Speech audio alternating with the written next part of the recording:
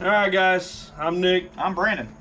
Not much today. Kind of waiting on some parts, so we just did a little video of vacuuming out. It's not much, but we did find some cool stuff while we were doing it.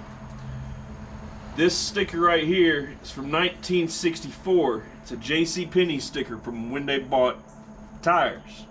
And over there by Brandon is another JCPenney tire from 1974. Nope, this one's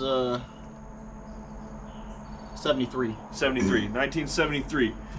So believe it or not, for younger viewers, they actually used to sell tires at JCPenney. I think that's pretty cool. 4 buy supplies, lot number 40903. Retail without tax, $14.63. Could you imagine buying a tire for $14 nowadays? I'd be happier than ever. Oh yeah.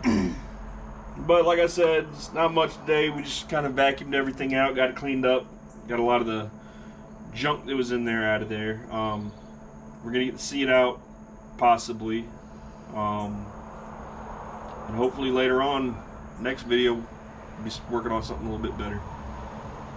Like I said, we're just waiting on parts, but that's all we got for today. I'm Nick. I'm Brandon. Y'all have a good one.